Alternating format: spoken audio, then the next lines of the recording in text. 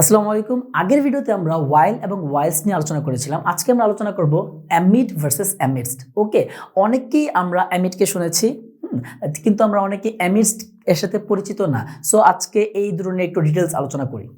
আচ্ছা, প্রথম কথা হচ্ছে amid, এটা আবার কি? First of all it's a preposition. এটা মানে হচ্ছে মধ্যে, কোনো কিছুর মধ্যে। ওকে, আমি যদি একটা এক্সাম্পল দেখি, কি বলা হয়েছে? Farhan welcomed his optimism amid the crisis. Okay, যে ফারহান এই যে তার কি অপটিমিজমকে কি করলো? প্রশংসা করলো, কিন্তু কিসের মধ্যে? এই ক্রাইসিসের মধ্যে। ক্রাইসিস চলাকালীন অবস্থায় সে যে খুব আশাবাদী হয়েছে, হ্যাঁ, এটাকে ফারহান কি করলো? ওয়েলকাম করলো বা সংবর্ধনা জানালো। এই যে অ্যামিডটা এখানে কি হিসেবে ফাংশন করতেছে?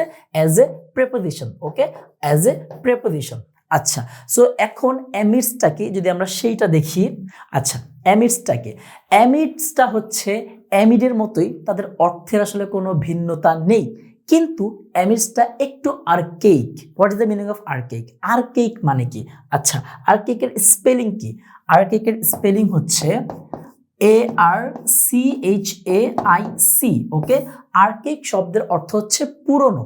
ওকে, অ্যামিডসটা হচ্ছে একটু আগের ভার্সন, একটু পুরনো। ওকে, আগে ব্যবহার করা হতো, কিন্তু এখন অতটা ব্যবহার করা হয় না, কিন্তু দেখা যায় তবুও অনেক পত্রিকায়, অনেক ম্যাগাজিনে, অনেক একাডেমিক রাইটিংয়ে অ্যামিডসটাকে ইউজ করতে দেখা যায়। ওকে, কিন্তু আমরা এটা জেনে ফেলেছি যে অ্যামিড এবং অ্যামিডসের মধ্যে কোনো অর্থগত পার্থক্য নেই। ওকে, দে আর কমপ্লিটলি সেম।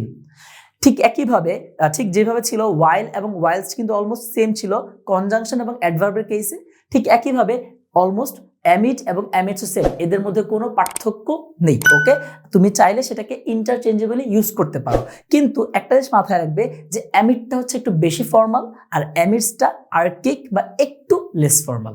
ওকে, আজকের জন্য এখানেই। এরকম আরো ভিডিও পেতে চাইলে প্লিজ ফলো আওয়ার পেজ। আল্লাহ হাফেজ।